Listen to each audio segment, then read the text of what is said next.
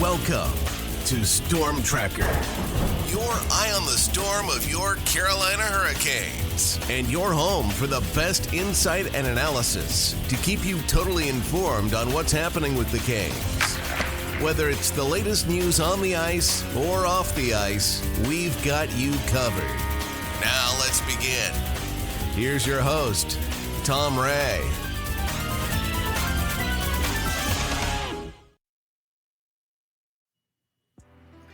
Carolina Hurricanes made short order of the Eastern Conference leading Washington Capitals, knocking them out in 5 games in the second round of the NHL playoffs. The Canes dominated all aspects of the series, including goaltending, where Frederik Andersen bested Logan Thompson. Next up, the Florida Panthers. The biggest test for the Canes so far. Can the Canes continue their dominance against a much tougher opponent? We're going to talk about the last series and take a look at what's coming up in that Panthers series. And joining me as always, Erin Manning and Katie Bartlett. Ladies. Hi there. Okay. Hey. As I mentioned, the Canes dominated the Caps. For sure, Frederik Andersen was one of the keys. Freddie, his numbers are amazing. 7 wins, 1 loss. 136 goals against average and a 937 save percentage. These numbers are just incredible. And other players were in there as well. So, what are we thinking? Well, I think that this is the first time that we've gotten to see a truly healthy Frederik Andersen for the Canes in the playoffs. He did have, have to step out for a game, but, it wasn't a big thing. And came right back in and just took over the Washington Capitals series. He and Logan Thompson were right up there together for a while as, 2 of the best goaltenders in the playoffs. But now Freddie stands alone at the top of that list. He has been the best goaltender in these playoffs. And that's, I think it's a moment where I can kind of maybe eat a little bit of crow because I wasn't sure that Freddie was going to be able to do this. I was one of the people, I think we all were a little bit kind of hoping for more of a tandem style, maybe not every other game, but bringing maybe Jaccob in every 3rd or 4th game just to keep him fresh and also to be there in case Freddie couldn't go. But I think that what we're seeing from Frederik Andersen is that when he is healthy, he really is one of the best goaltenders in the NHL, and that's been a huge, huge factor for the Canes, especially coming up against the Washington Capitals with their firepower. So. Yep, I would definitely agree. I think that one of the things that has helped Freddie for sure has been the low shot totals that he has seen. The Canes have been really good about making sure that he's not getting bombarded at any particular given time. In fact, I believe the average shots on goal for the Washington Capitals series was 19.2. Wow. So not only was Freddie excellent when he was called upon, but he was never asked to do too much, never got to the point where he was worn out or scrambling too much. He always seemed like he was focused, centered, well square to the puck, covering the net. And if you look at most of the goals he gave up, you just look at them and say, I don't think anybody is saving that particular goal. Right. Which is good because in the past you always kind of felt like there was that Freddie was going to be good, but there was going to be one softie. There's going to be one soft goal that he let in. And that really has not happened in these playoffs specifically in the Washington series. He has done a great job. The most impressive stat is probably, I think there was only 6 goals against him. I think Washington scored 7, but there was an empty netter in there. Right. Only 6 goals against him. Yeah. But the expected goals in this series was over 12. Yeah. And so the fact that he had more goals saved above expected rather than actual goals allowed is just an insane stat. And kudos to him. I'm thrilled. And if he and the defense with, preventing high volumes of shots can repeat that performance, I feel really good about the Canes' chances. But it starts with Freddie and net. Freddie is is the foundation that the Canes are going to build on if they are going to find success moving forward. Yeah, for sure. And I mean, you talk about the defensive core was stingy as heck. They were doing a great job out there. And, you saw some of the forwards jump in. We saw a great block by Jordan Martinook, which I think possibly saved a goal, but certainly was a great play to at least prevent a goal if Freddie couldn't save it. So it's great.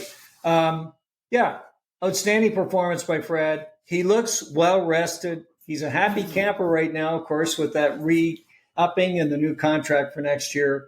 All thumbs up with Fred. And, we talked about this. I had actually mentioned that he might be an X factor in the series. And I felt all along that, Freddie's numbers in the past have been tremendous in the playoffs. They really have. So he's been there. The challenge has always been, could he remain healthy and continue to be rested sufficiently to do what he does best. So it's great.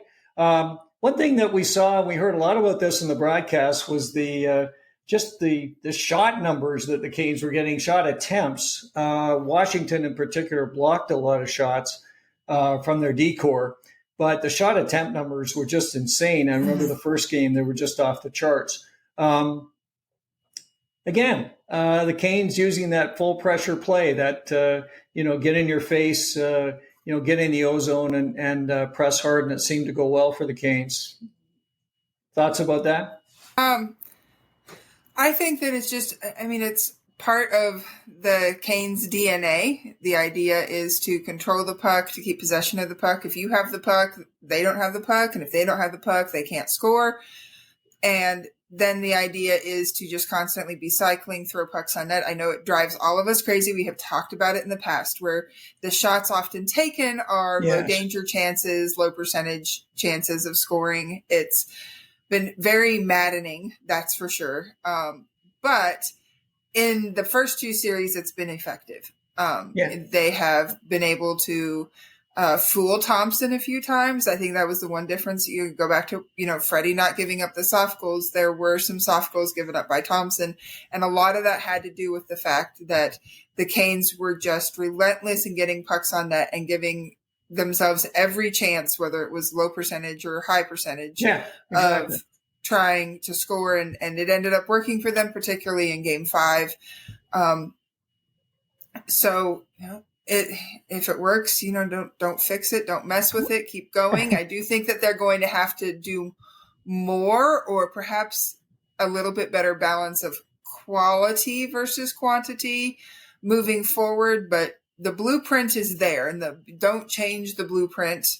Just build on the blueprint. And one particular player who has seen a lot of success with shooting the puck more on net has been Andrei Svechnikov. Yeah. It is no doubt.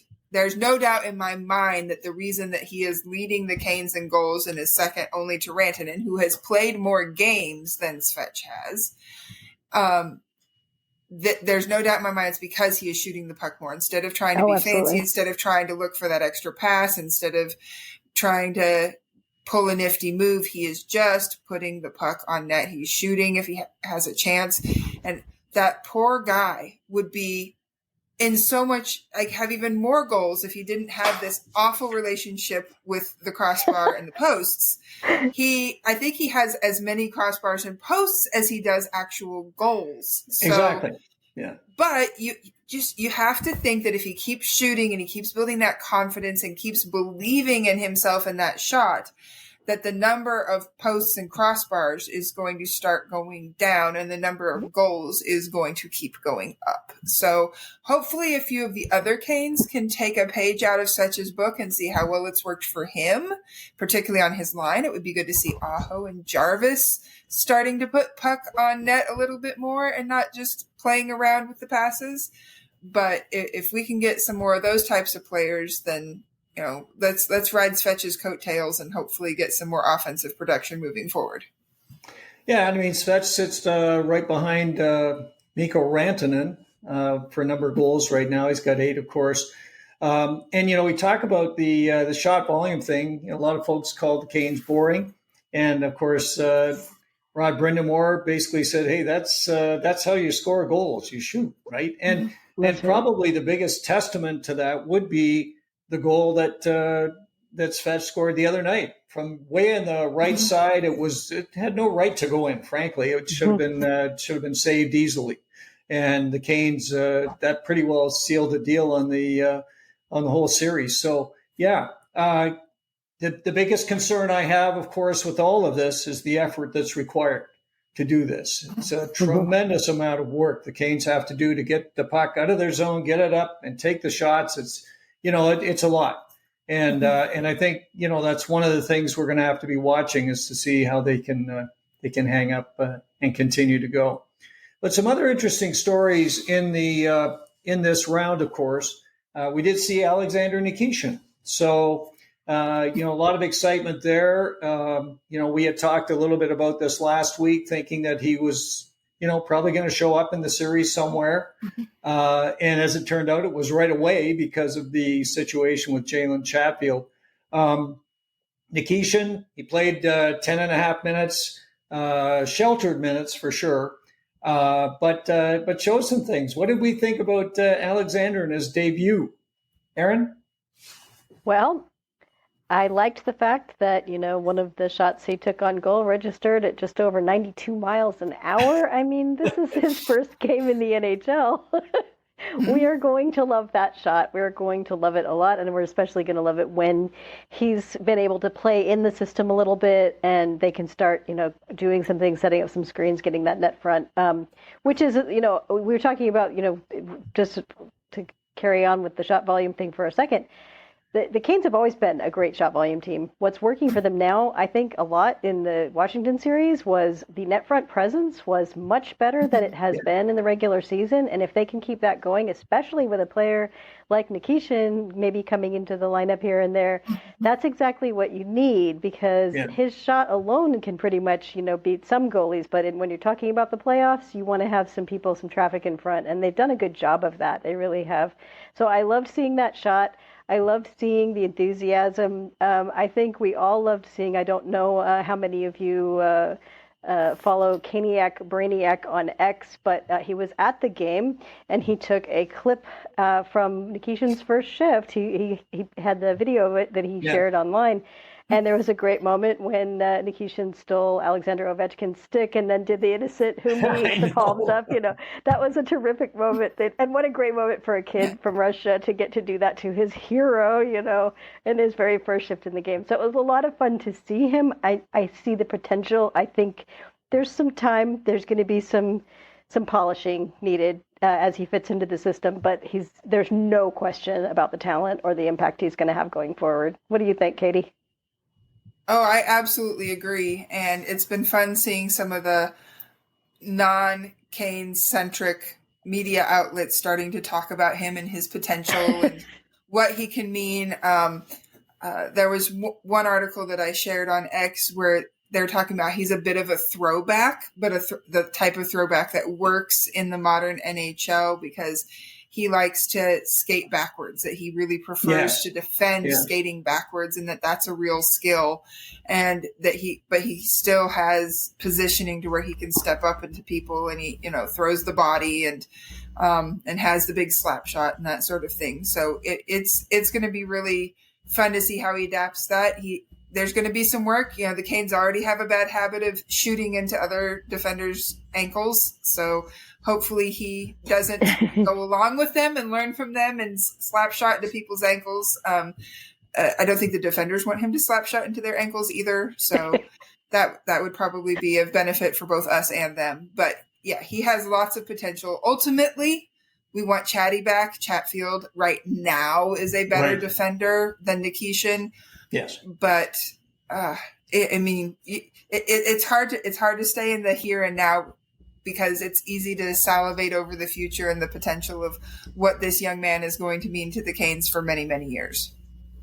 Yeah, I think it was ESPN's John Buccigross was quite adamant on the qualities of Nikishin as he saw it going forward. So that's exciting. He let go a couple of rockets, which we expected, and he hit a couple of folks pretty hard. That's for sure.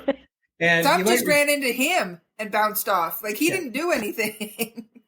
and of course, he had that great play with Alex Ovechkin, where he kind of followed him to the blue line and got the puck and knocked it out. It was a great play. So good. So great stuff there. You talked about Chatfield.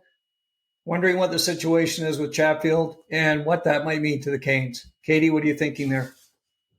After the press conference, Rod seemed to suggest that Chatfield needs a practice with the team before he's ready to play again, which feels problematic to me. It makes me wonder if he's not going to be ready to go for the first game.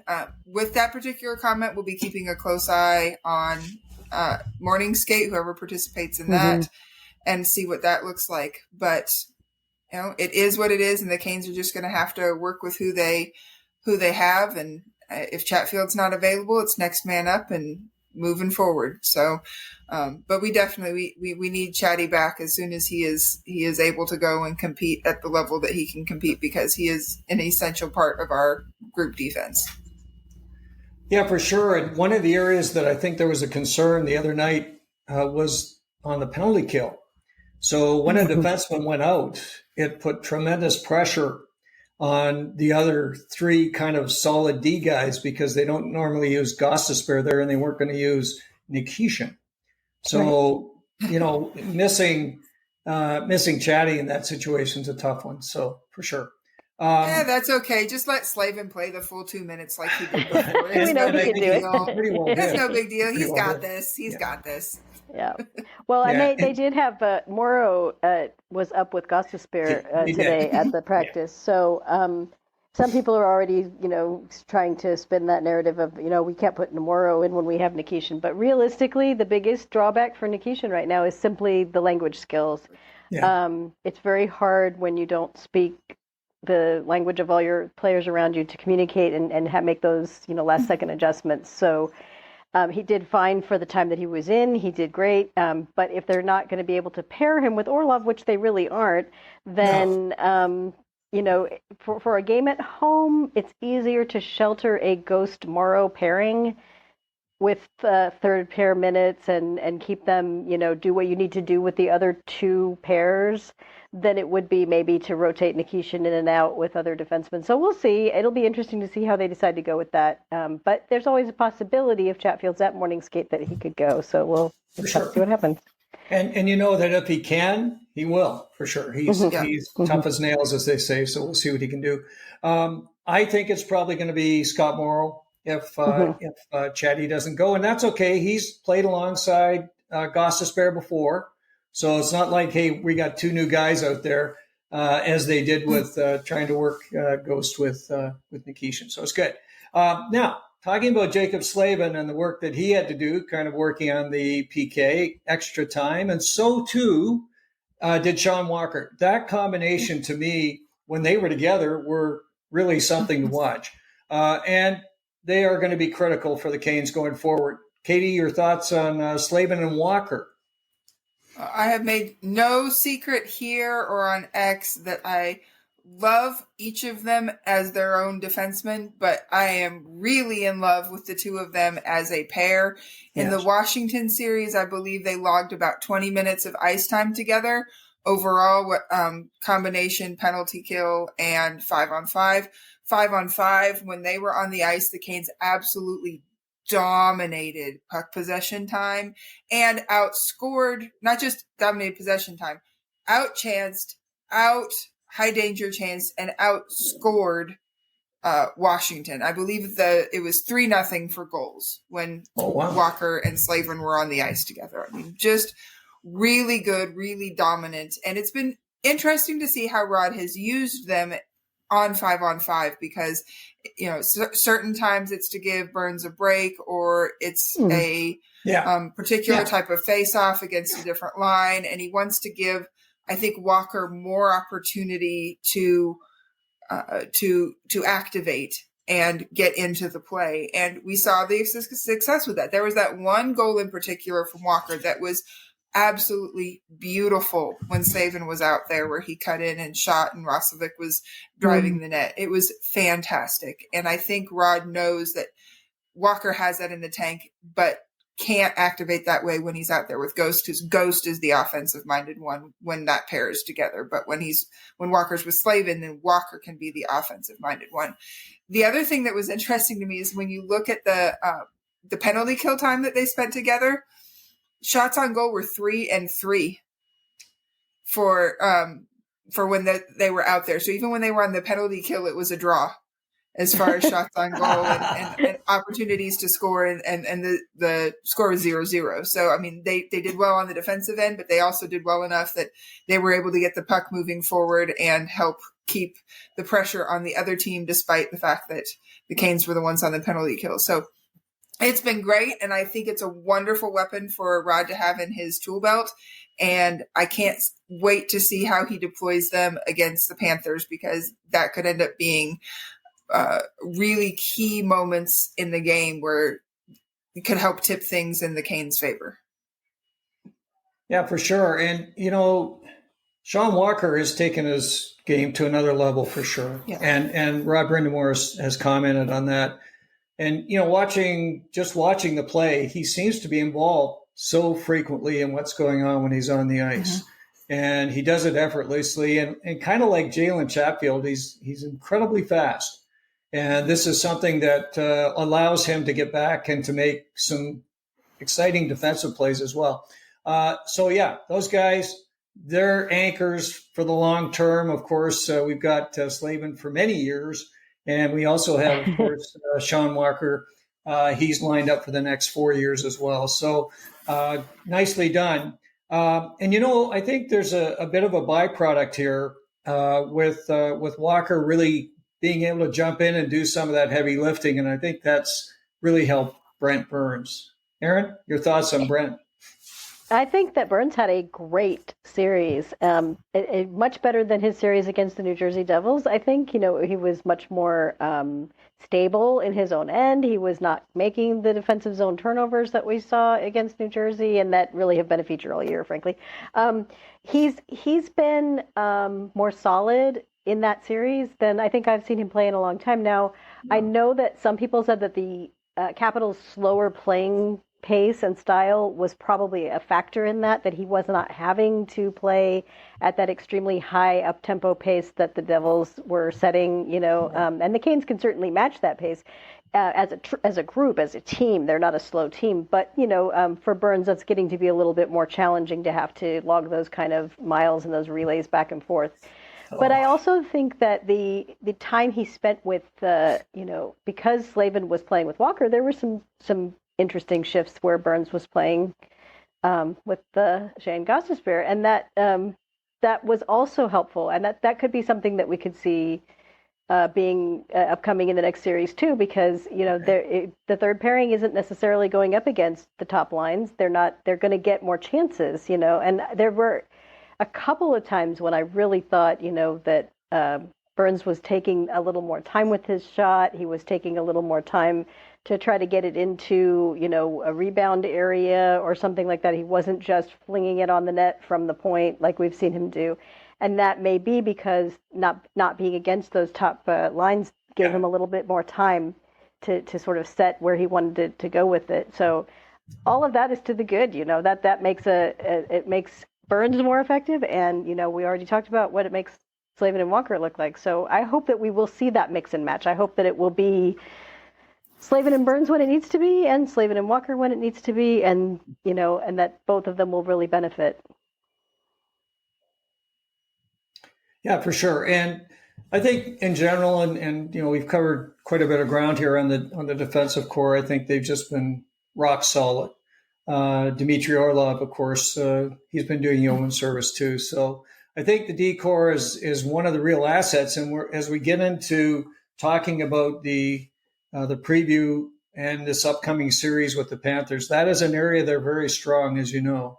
Their top 6 D core is very, very good. So the Canes are going to need theirs to be stepping up as well. Getting ready for this Eastern Conference final. General thoughts to kick it off. Katie, what are you thinking about this series coming up?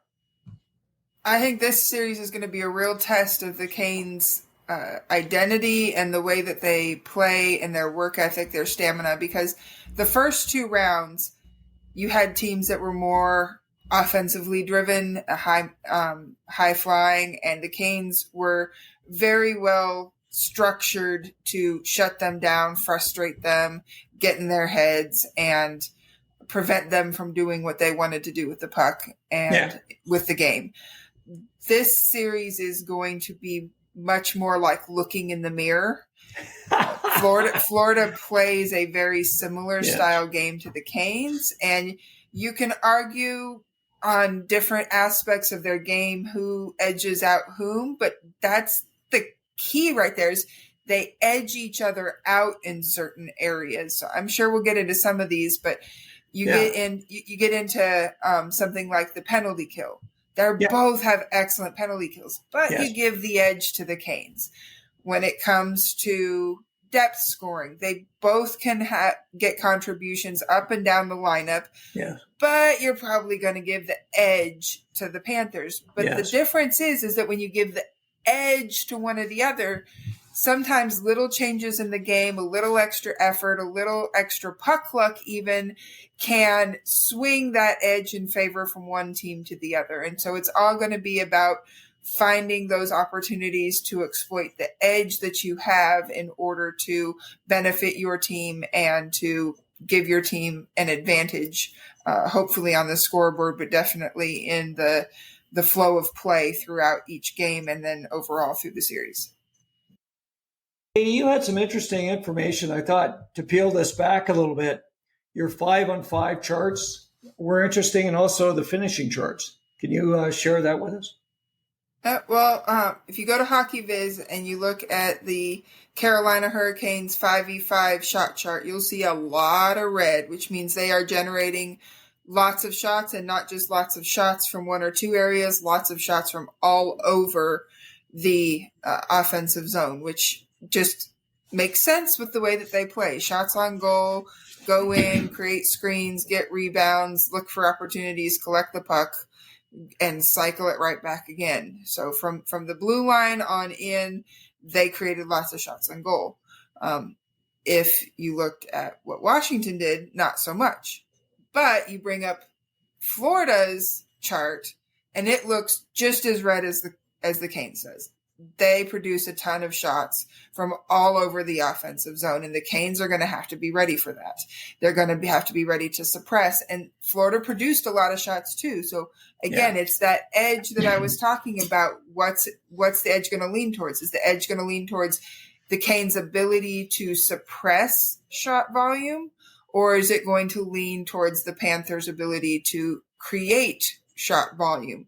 And when they create shot volume, I don't know about you guys, but I don't feel like Freddie had to deal with a ton of screens this last series. No. He is probably going to have to work through a whole lot more screens this coming series. And so the Canes' ability to limit that, to limit the shots, and then when they do get through, to be able to clear rebounds and not give the Panthers those second and third opportunities are going to be very important. And it's going to work in the other direction too. The Panthers are not used to dealing with a team like the Canes. They had to face Tampa Bay and Toronto, who are also high-flying offense, transition-minded teams first. And so it's going to be a novelty for them, too, to face a puck possession, shots from everywhere team like the Canes. So, again, that edge, where's the edge going to go? Are the Canes going to be able to drive play and put the Panthers back on their heels? Or are the Panthers going to drive play and put the Canes back on their heels? It's probably a case of both. And then, so which team is going to be able to capitalize on their chances the best? And it's really could go either way. There are just so many different little factors that can come into play, and hopefully the Canes can take advantage of the chances they're getting. As far as the charts on the power play, it's interesting. As good as both the Canes and Florida have been 5-on-5, they both have really, really poor numbers in their previous series on the power play. The Canes were great in the power play against New Jersey, but it was not particularly great against Washington. In fact, if you see where their shots are coming from, it's almost all on the perimeter on the power play. And there's this just big void of not a whole lot of shot creation going on right in front of the goal. And no team is going to be successful in the power play if you aren't getting shots off from the high danger areas. So that's really going to have to be something that the Canes focus on, is getting the puck into those dangerous areas and getting shots off, and not just playing on the perimeter in the power play. But the Panthers have equally struggled. I mean, it is like looking into a mirror. These are two very, very similar teams. And the Panthers are not having a lot of success either. I didn't really watch many of their power plays in their previous series, but they must have been keeping it to the perimeter too. It's not quite the black hole of no shots that the Canes have on their chart, but there's a lot of blank spaces there too for Florida. So I would imagine that when it comes to special teams, it's going to be a battle of the penalty kills, and I'm not expecting to see a lot of power play goals. Unless one of the teams catches fire on the power play, this is going to be a series that is decided 5-on-5. Yeah, and sorry. Just to jump in on that, one of the things that everybody was commenting about in the Toronto series versus the Panthers is that the whistles have really started to go away a lot more than I think I remember from. I mean, we were all complaining about that a little bit last year.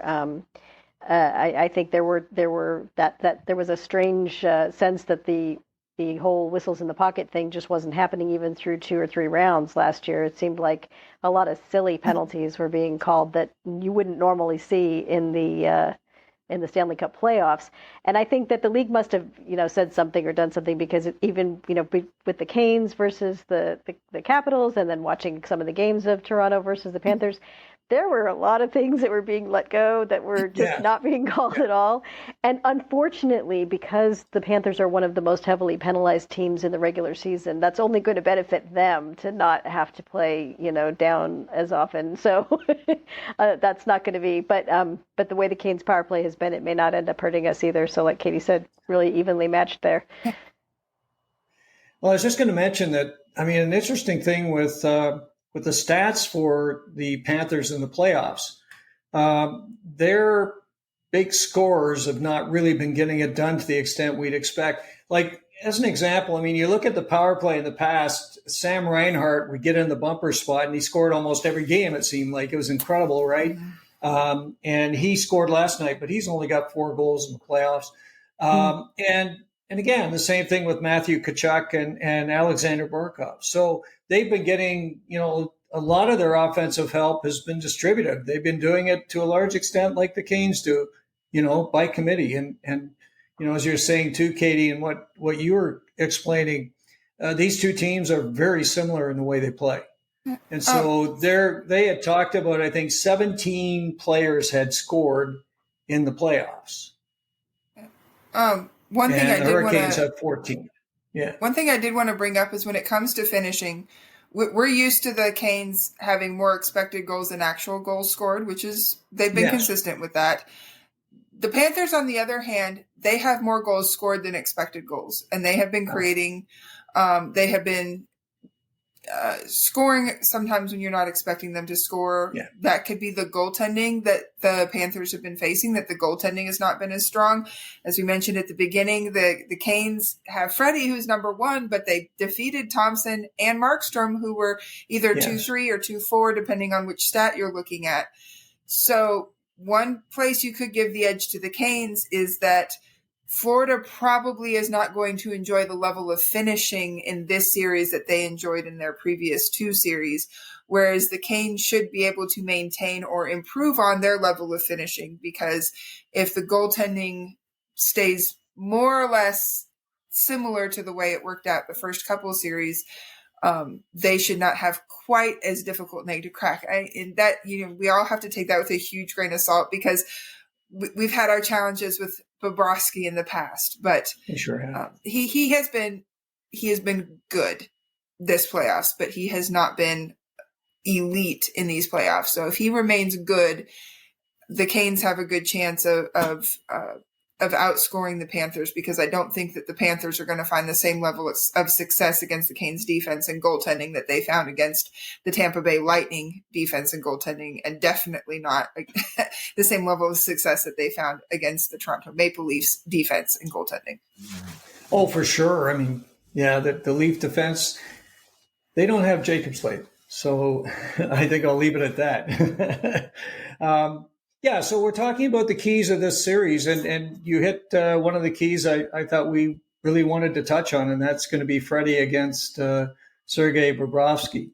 Goaltending is critical in these series, and I think the way that Freddie has come into the series, he's, as I said before, he's playing the best hockey I think of the season for him. He's feeling great, and so he definitely is going to be right there with Bobrovsky. Now, Bobrovsky, the last short time, has played a little bit better, but I totally agree. He's not lights out like he was last year. He was incredible.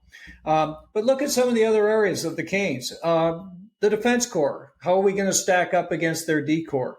They're deep, as I mentioned before. I mean, their third pairing is Seth Jones and Dmitry Kulikov. And Jones, he had a tremendous game last night. By all accounts, he was one of the stars. So they're deep on the blue. Goal scoring has been something interesting in the playoffs. For the Panthers, they have 11 goals from their defensive core. The Canes have 8. So, again, pretty evenly matched. Aaron, what are your thoughts on the D cores?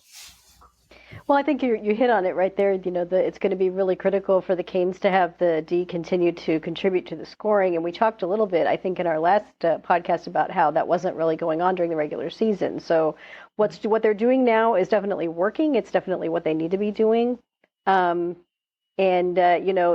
far as how evenly matched they are, like Katie pointed out already too, the Canes have so far played just 10 playoff games. The Panthers have played more. So that couple extra between our numbers and their numbers is really just the effect of that difference in number of games played. There's not a huge edge for them necessarily. I think that it's going to be a bigger challenge probably for Freddie, because he hasn't seen a lot of that in the teams that we've faced so far. There hasn't been. The defensive corps for New Jersey, of course, was, I think a lot of people termed them the walking wounded. They were not healthy, so that wasn't a factor. And it didn't end up being as much of a factor with the Capitals either. So that'll be important for the team defense to make sure that when the Panthers defensemen are activating, that they can shut them down, and that they also don't inadvertently screen Freddie themselves. So just being mindful of that, it's going to be something that they have to pay more attention to than they have so far. So we'll see how that works out. But I think that the Canes have a chance of being every bit as involved with the D scoring as the Panthers. So, and that was probably not true. I haven't looked into the 2023 game or 2 games, the previous series with the Panthers. I don't recall our defensemen having scored so well in the playoffs that year. So, this is, there's, as people are putting the two teams together and saying, well, but, the Canes lost, they were swept. It's not the same team. It's not the same players. And it's especially, I think, some of those areas were areas where the Canes weren't necessarily getting as much, in those playoffs. So we'll see how that works out. Katie? I agree with Erin. What she said, it again is they're very closely matched. I think that which D-core has the edge is whichever D-core stays the healthiest. So that puts the Canes at a slight disadvantage if Chatty's not able to go in game 1. Yes. And we have to wait for him to come back. But again, they're so close that just a play here, a lucky bounce there, can change that slight advantage for the Panthers to being of a benefit to the Canes. So it's just all about staying completely engaged, not taking a breath, not taking a shift off, moving the legs, all the different slogans that the Canes like to say in every pregame press conference and post-game interview. They say it for a reason, right? It's because it's true and it is important. So we'll see. They're so evenly matched. They either D-core could end up being a difference maker in this series. For sure. And They are. They're, for sure, these are two of the most evenly matched defensive cores. The Canes are six deep, talented from top to bottom, just as the Panthers are. So that's going to be interesting to see which one comes out ahead. If we look at the forwards, it's interesting that we're seeing some different things with this Panther team. As I mentioned before, some of their top players are not leading like they normally do. In fact, they're getting a lot of their production and heavy lifting from their third and fourth lines. And this is a little bit different than the other teams we faced as well. I think the Panthers' third line, of course, which has been really impressive with Lundell and Luosterainen, who used to be with the Hurricanes, of course, and Brad Marchand. They've been doing a great job. And Marchand in particular has really come to play in the playoffs. He's got 12 points. He's a guy that has been a Cane killer in the past. In 36 games against the Canes, he's got 14 goals and 13 assists. And we saw him so many series with the Bruins. He was just a thorn for the Canes for sure, and a pain in the butt, to put it mildly. What are we thinking about this forward matchup? How do we feel about it? Katie, why don't you kick that off? Well, the word matchup right there that you suggested is the key, is it not? Again, these two teams are very evenly matched, and so it's going to come down to matchups. And the matchups are going to favor the Canes in the first two games because of being the home team. And so Rod is going to be able to very strategically put the line combinations out there that he wants to have against the Florida lines. Now, the top two Florida lines, like you said, have not been producing as well. And the question is that more because of them, or is that more because of how the defense in the previous series played them? Right. I think it's probably more of the former than the latter, because I don't know that I'm particularly bought into the defense in Toronto, particularly to be that much of a shutdown force against the line like Barkov's or Reinhardt's or whatever. So I think the Canes will be able to match up pretty evenly with them and to be able to take advantage. I fully expect to see Aho's line matched against Barkov's if I had to bet. Yeah. And just kind of top line against top line, may the best center and wingmen win that particular contest every time they're out against each other. But then after that, if Rod's going to let them go best on best, then who's stall covering? Who's he going to prioritize? Is he going to prioritize Tkachuk's line with them not being as productive and struggling, and Tkachuk maybe fighting through some injuries still? Right. Maybe Rod trusts KK's line to take that particular matchup better, and then go ahead and let Stahl's line be the one that works on the line that has been scoring more for the Panthers, which as of late has been the line with Marchand, and try to shut them down. So it's all going to be in the matchups, and thankfully the Canes have the advantage there because they get to start off on their home ice dictating the matchups and hopefully dictating the tone for the whole series, so that once the series transfers down to Florida, the Panthers will already be at a disadvantage in the series. But we'll see how it goes, because these forward cores, again, they're both deep. They both have a lot of strengths. They both have a few chinks in the armor. It's just about how the coaches put together the who plays against who. What do you think, Aaron? Well, I think you're right. I think that it's going to come down to the matchups, and I think that it's going to be really important for those matchups to be a little bit fluid at first on the Canes side, because there may be some, like you said, who's he going to match Stahl's lineup against? Who's he going to match, where does Jack Roslovic, who does his line match up against? Because you want the Roslovic line with Hall and Stankoven to get lots of really good scoring chances. So what's their best matchup? Do you want to put them out? If you're going to pick a line that you think that they might not have to be playing heavy defense against, which line is that? So it's all going to come down to those moments, and I think that there could be some adjustments in game as those things unfold too, because we're going to want to see, Rod's going to want to see how they each respond to the challenges. And I think one of the advantages of the Canes system is that because they are, it's the joke, they're the Corsi Canes, right? That we look at those numbers all the time. But those possession numbers will give very early clues to which lines are not able to suppress the shot volume, and those will be the ones that will be quickly altered. I think that was the most reassuring thing in the Capitals series, was how quickly Rod made the changes that he made and how they were not reactive. The Canes were not down in the game where those changes were originally made. Both teams were tied at 0, and so he just decided that this needed to be done to give them a chance to take the lead and everything, which they did.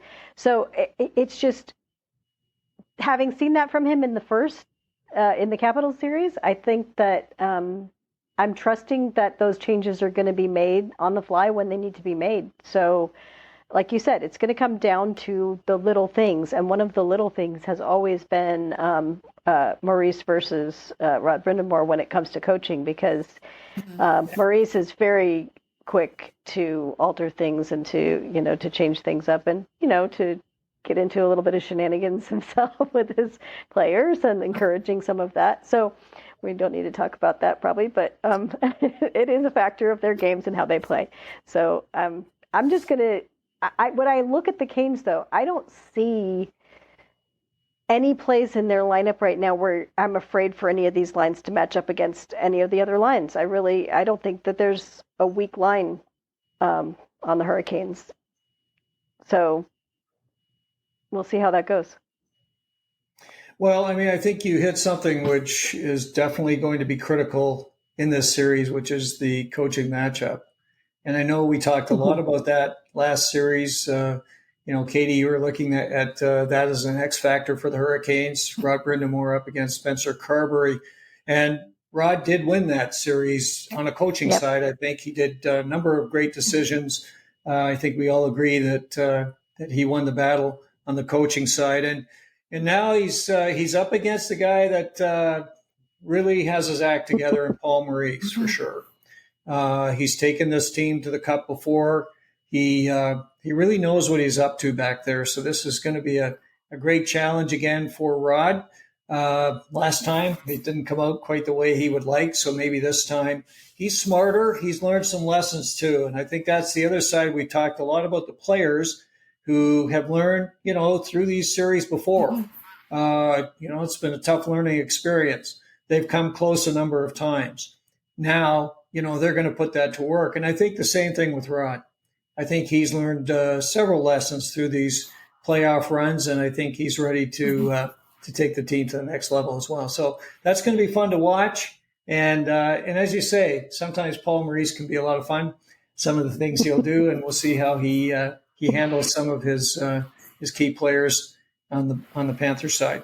So let's talk about X factors. We had some fun in the last series, and I think we're pretty close to being right on with our discussions. What do we think the X factors are going to be in this series? Where do we think those situations are going to present themselves that might make all the difference for the team that comes out? Katie, why don't you kick it off with yours? Well, if you look at a lot of sites, they will list X factors on the things that are just kind of almost boring as X factors because they're so blatantly obvious. Goaltending, it's like, is that really an X factor? Is goaltending really an X factor? I don't know about that. Is special teams really an X factor?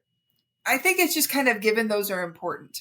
Oh, yeah. So for me, an X factor is something that doesn't get talked about but could end up influencing in a very powerful way the game and how the outcome of a game and eventually the outcome of a series. So for me, it is generally the Canes' bottom six offense. And by bottom six offense, a lot of people like to pretend that Stahl's line is the third line. Reality check, Canes fans. The top line is Aho's line, and the second line is Stahl's line. That's always going to be how Rod utilizes them and sees them. And so the third line and fourth line can be somewhat interchangeable. At this point, the third line is Roslovic, Hall, and Stankoven, and it has been pretty set for the last few games. So we definitely want to see production from them. We want to get from them, get goals and and whatnot from them.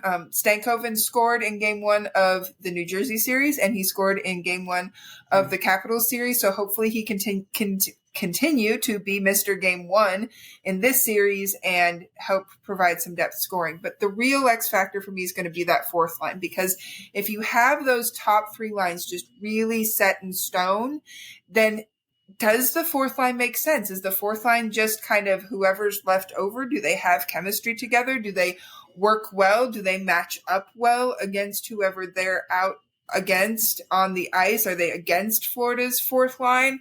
Or are they out there trying to provide some extra defensive gravity to a situation against one of the other lines? And how well do they communicate? Which makes it a little tricky, because the last couple of games, it's been Robinson, KK, and Blake. And I think that they all have lots of good upsides as a player, but I'm still unconvinced that as a line, they really work well together. It would be controversial of me to say this, but I'm going to say it anyway. I honestly think that the best fourth line that the Canes had during the regular season was Robinson, Jankowski, and Jost. Oh, absolutely. Mm-hmm. And so, I mean, do you sit a Blake or do you sit a KK? I don't see Rod ever doing that with either of those players.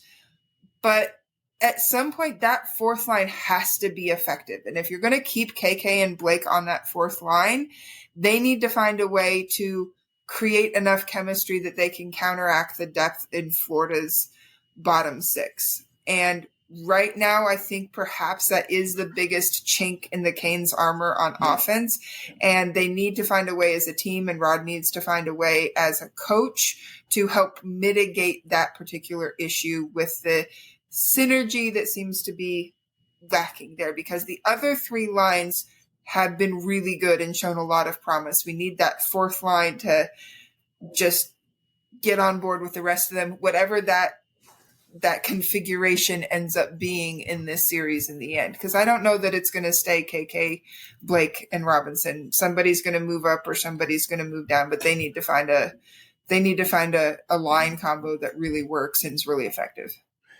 Yeah, for sure. And you know, you take a look at the bottom 6 of the Panthers, and we talked about the Lindell line. That line it's a solid line, both defensively and offensively. They can make things happen out there. And the fourth line has been trouble for the opposing teams for sure. They're a heavy line. You know, Thomas Nosek is centering Gatchevich, and he's got Greer on the other side. Those guys are big. They're in your face, and I'm a little bit concerned about this fourth line. It doesn't really have an identity. You know, we've taken a look at Jackson Blake in kind of recent games. The eyeball test is a little concerning. He's struggling out there, and I don't see him as a fourth line player, frankly, not in a series like this. And this will be an interesting question for Rod. He's got the depth. I don't know where Jankowski is in terms of health, but he's a guy you would expect to be in this series. He's a bigger player. He's defensively accountable. He can jump in on the penalty kill as well. And I like the work that Jankowski has done with the Canes, and I'd be happy to have him in there. And it brings up a question. Is it going to be a Jack Roslovic that comes out? Is it going to be a Jackson Blake that would come out to get him in there? It's not going to be Kotkaniemi, that's for sure. So, there's some real questions, I think, on the lineup as we head into this series. I'm not convinced it's exactly the way it was coming out of the last series. In fact, I kind of hope they bring Jankowski in and bring some more size.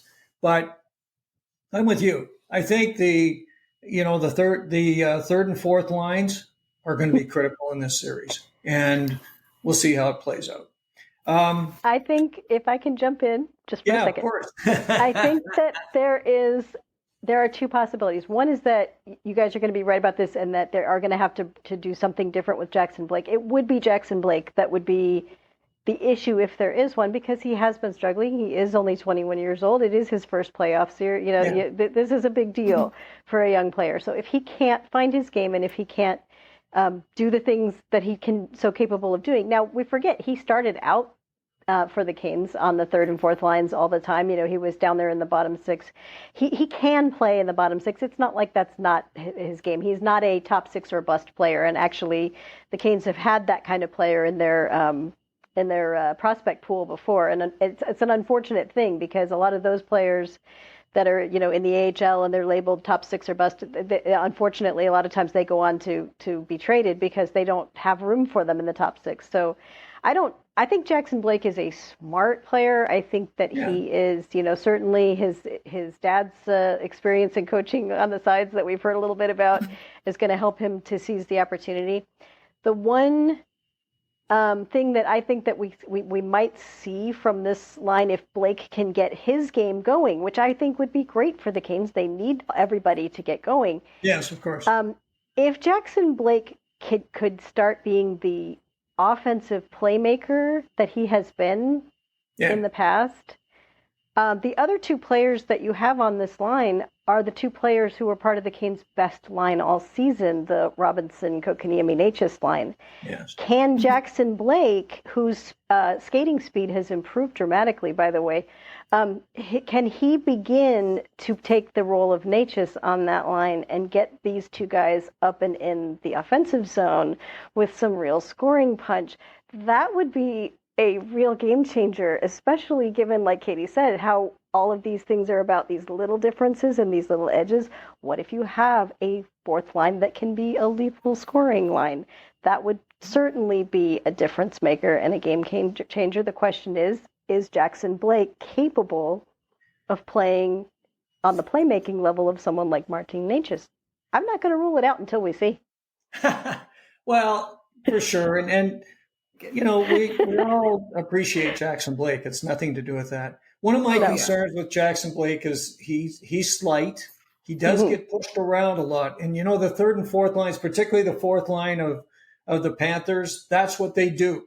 That they're a heavy line. We've talked a lot about this in the past. If you've looked at teams that have done really well in the playoffs, it's usually they've got a great fourth line as well. Kotkaniemi, to me, he's an enigma. Some games he looks good. Other games he's not so good in my mind. So it's just a question where he's going to be in this. And he needs to play a heavy game. Okay, Robinson, we know what we're going to get with Robinson every night out, which is great. But I think Kotkaniemi's got to step up. He's got to play a heavy game. And, as you say, Blake's going to have to make some of those plays. That's what he really does. That's where he shines. Absolutely. And so, and if they can get time in the O-zone, which is really what you want them to do, make sure the opposing line is not getting a lot of play in the Canes zone. I think that's going to be key. So we'll see how it plays out. But as I mentioned, I'd love to see Mark Jankowski anyway. I kind of like him. I think he's a good player. Okay, Aaron, what do you got? Well, my X factor is a pretty obvious one, perhaps, but not as obvious as goaltending or special teams, I hope. The Canes are the more rested team coming into this series by a lot. Yeah. They finished the Capitals series in 5 games. They've been resting since Thursday? Thursday night. So the Panthers are coming in after really just one day off. Yeah. So, and they had to travel. So it doesn't even count. So this is going to give them a little bit of an edge. It's not going to be a huge series-changing edge necessarily, but if the Canes can take advantage in Game 1 especially of being the more rested team, we have the old rest versus rust debate. We do not want to see rust. We do not want to see the players coming in, looking like they've forgotten how to hockey. We want them to be ready to go from puck drop. If they can take advantage of being the more rested team and really bring that to the Panthers, who have not had a chance to catch their breath, I think that's the kind of thing that could be a series changer in that it would set the tone going forward that, we're not going to sit back on our heels and let you dictate the game. We're not going to wait around for you to make moves and just counter them. We are going to take it to you. And we're not, we're not fighting a bunch of injuries. We're not dealing with, we have one player whose status is questionable. Right. Take advantage of that. I want to see that from them because I know there have been times when we've felt like the Canes had that advantage, and we're talking regular season. It's not the same thing. But when they've had a couple days off and they come in and we think, oh, gosh, they're going to get this because they've, and then they come in and they just don't seem like they remember what a puck is or what to do with it. And so they can't afford that in the playoffs, and they especially can't afford that against the Florida Panthers. So that to me is my X factor. Come in like you have this advantage. Rod keeps saying that in the playoffs, rest is a weapon. Well, that's a weapon in your arsenal, and I want to see them use it. Just running the Panthers into the ground. I would piggyback on that I want to see that initiative that you're talking about go hand in glove with plenty of the physicality we saw at the beginning of the Washington game. Smart hits. Absolutely. Really start wearing the Panthers down. They're already going to be tired. They're already worn down from a 7-game series. Don't give them a chance to kind of get their muscles warm and get into the game.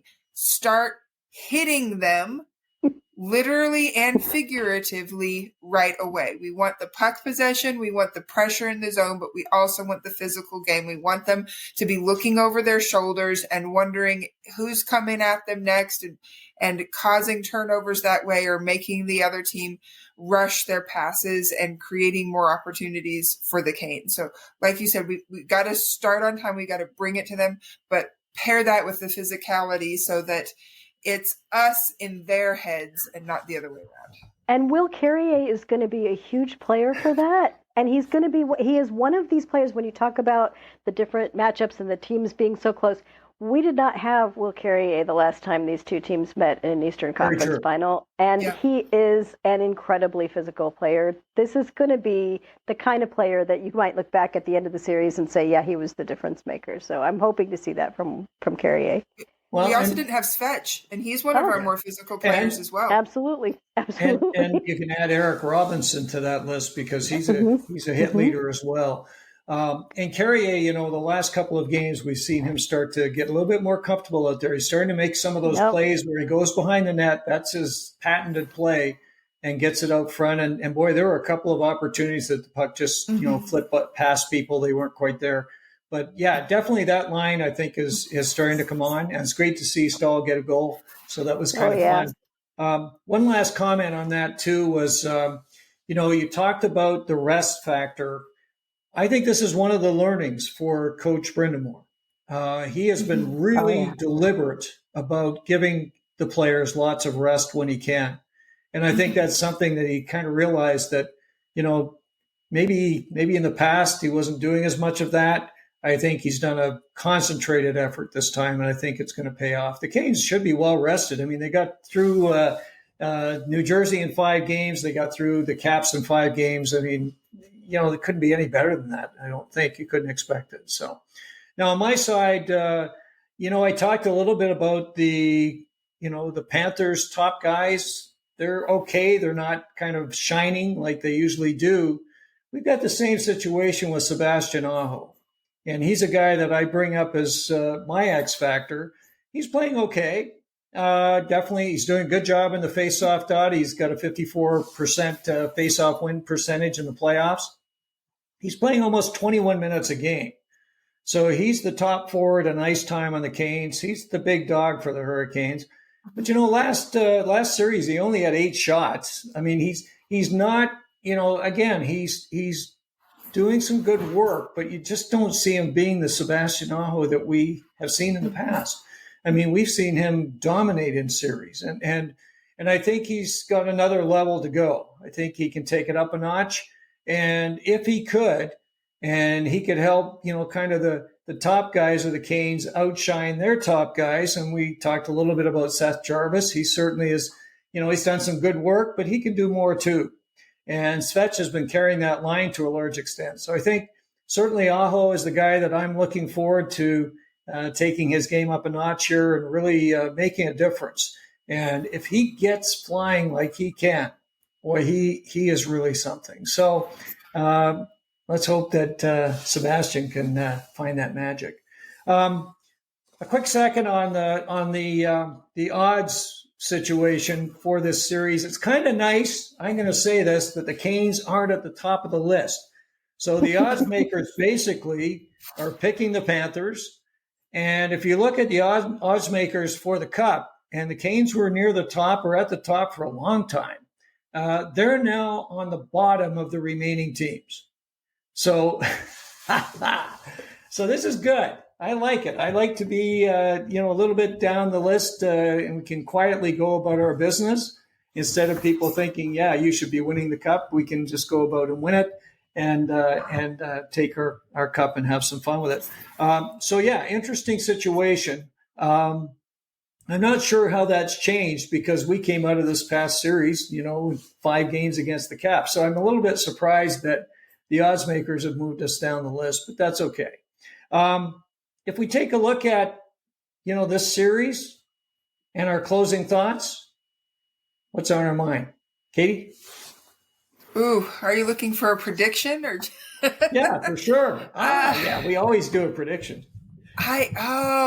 It is so hard because, as I have reiterated over and over again, this series is on an edge. It really could be anybody's series, but it seems like a cop-out to say this team in 7 or that team in 7. It's basically saying it's a coin flip, and I'm going to pick the Canes because I like the Canes and I want the Canes to win. So I'm going to be a little bolder than that. I think this series is going to be tougher than the ones before. So they won the previous 2 series in 5, and man, it is tempting to say Canes in 5, that things are going to go the Canes' way, and they are going because they're able to start off at home and get that rhythm going and make the Panthers be the ones who are having to chase rather than us being the ones to chase.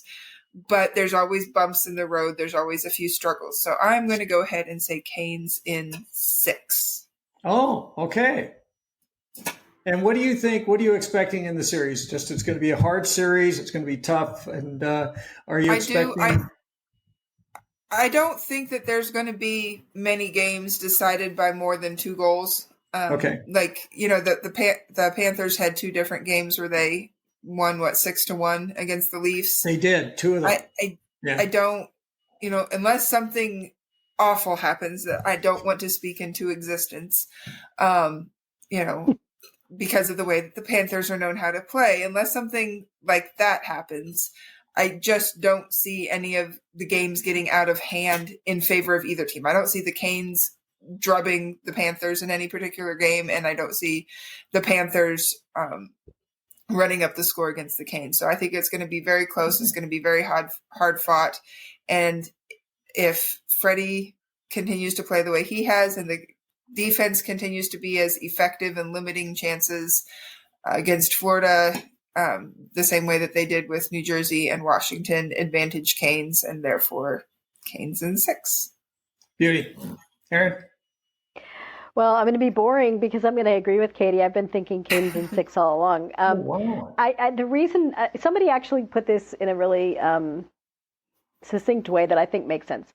If the Canes are going to win this series, they are going to do it in 6 games, because if the series gets pushed to 7, I don't think Maurice has ever been defeated in a 7-game series. I don't think he's ever lost. His teams have never lost in a game 7.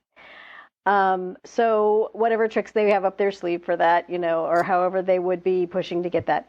But I also think the reason that I was thinking Canes in 6 is because of what I said my X factor is. If they can take advantage of being the more rested team, yes. If they can put away the first 2 games at home, I don't know how easy it would be for them to steal a game on the road, but I'm thinking that they're going to try very hard, whether it is game 3 or game 4, or whether it would be game 6. I mean, it's hard to say. I don't know how that all shakes out as far as which games would they win, which games would they lose. Could they do it in 5? Could they actually do it in 5? That would depend on, I think, some of those factors Katie says we don't want to talk about, because they have some guys that are pretty banged up too. Our team does not play a style where they're trying to win a war of attrition, where they're trying to injure guys or break guys down. But sometimes when you're already at that point, an ordinary garden variety hit would be enough to take a player out of a series if they're in that state. So all things considered, if it gets to 7, I think that we're going to be kind of holding our hands folded and praying for a good outcome, because we know perfectly well what their history is in Game 7s, and I just don't see us wanting that outcome. So Canes in 6, if they can take advantage of being the well-rested team, which I think that they should. Well, listen, I'm going to be the happiest person in the room if it's Canes in 6. I'm saying Canes in 7, and the reason I am is because of that home ice advantage, which for the Canes is massive. Now, having said that, Toronto did go into Florida and win their game just to extend their series, of course.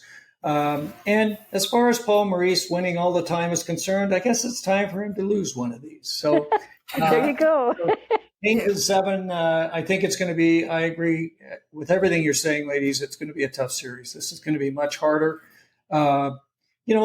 We could be surprised, as you say, the Canes might come out and shock them.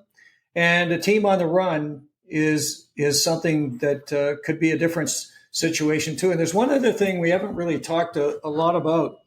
The Panthers played till late last year. Like they won the cup, so they played as late as you could play, and then they came right back after a very short summer.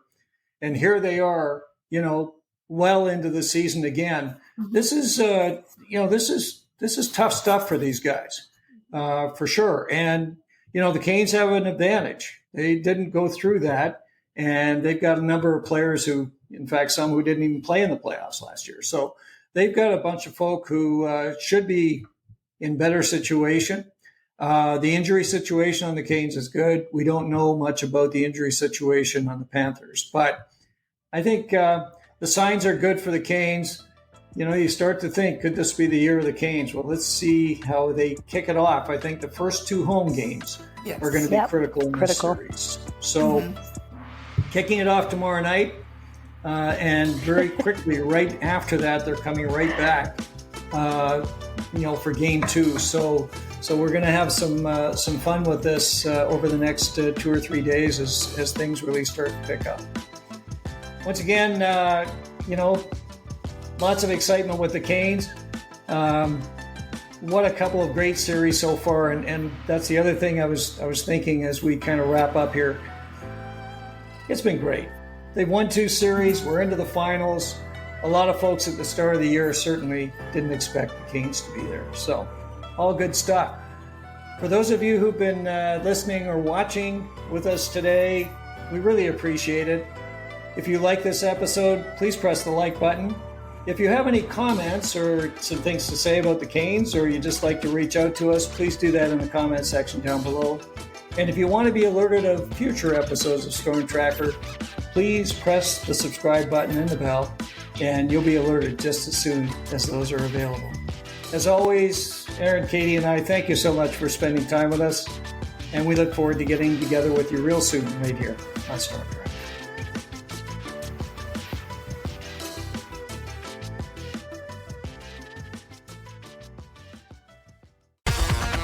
Thanks for listening. Be sure to like, subscribe, and tell your friends for everything with the Canes you need. Storm Tracker.